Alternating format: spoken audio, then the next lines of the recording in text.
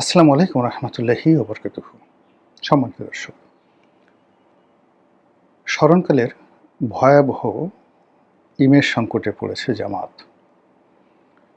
গত ২ বছরে তার যে উত্থান এবং গত ৭০ বছরের তাদের যে মেহনত,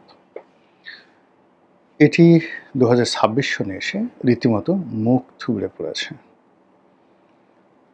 জামাতের যে কোনো ব্যক্তি, সেটা নারী হোক বা পুরুষ হোক, সেটা জামাতের সভাপতি ডাক্তার শফিকুর রহমান হোক কিংবা তাদের কোনো নারী সদস্য, সংসদ সদস্য হন, কোনো কথা বললে সেটা নিয়ে ট্রল হচ্ছে। তাদের পোশাক নিয়ে ট্রল হচ্ছে, আশাক নিয়ে ট্রল হচ্ছে, এবং এটা সার্বজনীন। একটা সময় মানুষজন তাদেরকে ঘৃণা করতেন একটা অংশ, আরেকটি অংশ তাদের ব্যাপারে সহানুভূতিশীল ছিলেন। না, লোকগুলো ভালো, নিরপরাধ, সে ৭১ সালে কী করেছেন না করেছেন এগুলো নিয়ে আওয়ামী লীগ বারবার শুধু নাড়াচাড়া করে, এই জিনিসগুলো ঠিক না। কিন্তু ইউনূস জমানাতে ক্ষমতার একদম চালিকা শক্তিরূপে তারা যে আচরণ করেছে, যে কথাগুলো বলেছে, যে অহমিকা দেখিয়েছে, এবং প্রশাসনের বিভিন্ন স্তরে তাদের যে লোকজন, যাদেরকে তারা দীর্ঘদিন লুকিয়ে রেখেছিল, তারা যেভাবে নিজেদের মুখোশ উন্মোচন করেছেন, যেভাবে বিশ্ববিদ্যালয় ক্যাম্পাসগুলো, তারপর বিশ্ববিদ্যালয়ের যে আবাসিক হলগুলো, সেই হলগুলো তারা যেভাবে নিয়ন্ত্রণ করেছে, মেয়েদের হলগুলো, মেয়েদের বিশ্ববিদ্যালয় এবং বিশ্ববিদ্যালয় কলেজগুলো, সেখানে তারা যে আধিপত্যবাদ দেখিয়েছে, এটি মূলত এককভাবে বিএনপি বা আওয়ামী লীগ কখনো সেটা পারেনি। তো সেই জায়গাতে এখন অনেকটা রিভার্স পরিস্থিতি দেখা দিয়েছে।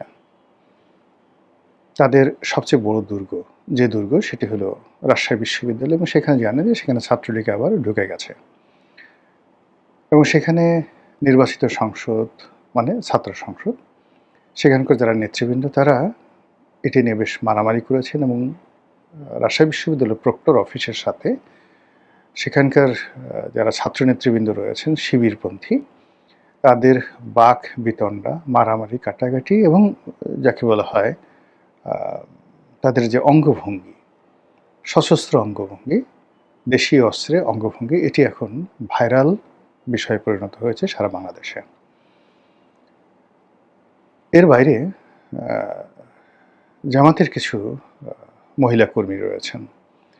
প্রথম দিকে দেখা গেল যে তাদের প্রজ্ঞা, মেধা, কথা বলার ধরন, জ্ঞান গরিমা, এগুলো নিয়ে অনেকে ইতিবাচক চিন্তা চেতনা করতেন। কিন্তু সাম্প্রতিক সময় দেখা যাচ্ছে যে এমন সব কথাবার্তা হচ্ছে, এমন সব ফটো কার্ড বের হচ্ছে, মানে যেগুলো আসলে খুব অসম্মানজনক।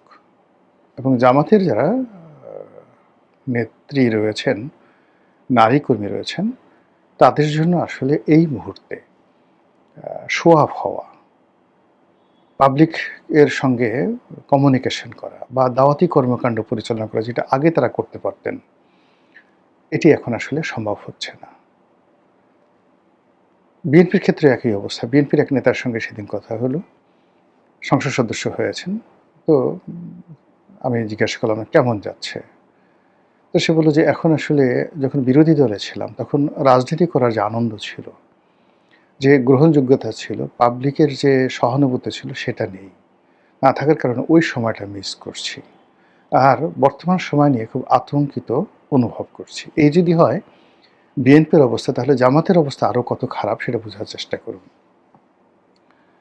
এরপরে যে ঘটনা, সেটা হলো জামাতের বেশ কয়েকজন সংসদ সদস্য, তাদের নারী কেলেঙ্কারি, এরপরে কয়েকজন সংসদ সদস্যর পারিবারিক ছেলে মেয়েদের ঔদ্ধত্যপূর্ণ আচরণ, অশালীন এবং অসভ্য জীবনযাপন, এগুলো ভাইরাল হচ্ছে সারা বাংলাদেশে।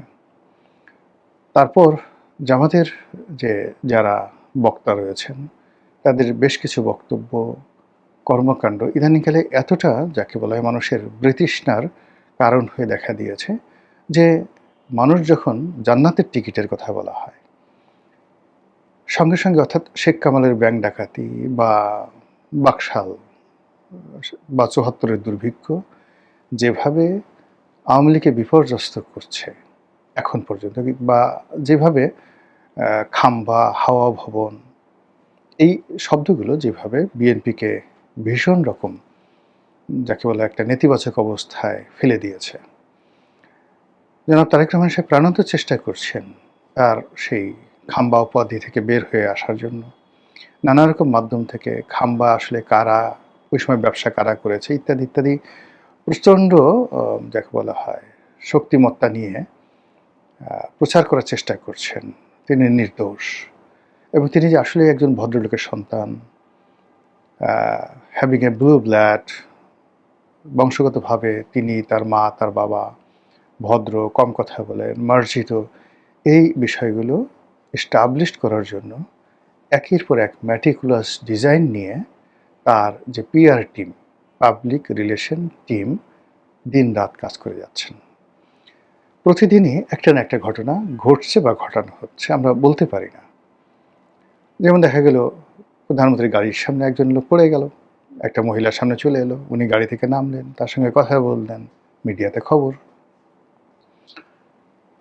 প্রধানমন্ত্রী নতুন করে অনুষ্ঠানে গেলেন, মেয়েরা সেখানে দৌড় দিল, একটা মেয়ে সেই দৌড়ের মধ্য থেকে এসে প্রধানমন্ত্রীর সামনে এসে দাঁড়িয়ে গেল। এটি কি সাজানো? ওই মেয়েটা এত কিছুর মধ্যে সে আলাদা, সে কি করে সাহস পেল? এরকম ঘটনা তো কখনো অতীতে ঘটেনি, এমনকি তার বাবার জীবনে এরকম ঘটনা ঘটেনি। এটাগুলি কি নাটক না বাস্তব, নাকি ওই মেয়েটা আসলেই? এরকম অনেক কিছু ঘটছে, কিন্তু বিএনপির পক্ষে যেভাবে প্রচারণা চালানো হচ্ছে, তিনি মেয়েটাকে দেখে দাঁড়িয়ে গেলেন, মাথায় হাত বুলালেন। মেয়েটা ঠিক অনেকটা দৃঢ়তা নিয়ে, একেবারে কিশোরী মেয়ে, পিছনে হাত বেঁধে পিএমের সামনে সিনা উঁচু করে দাঁড়িয়ালেন।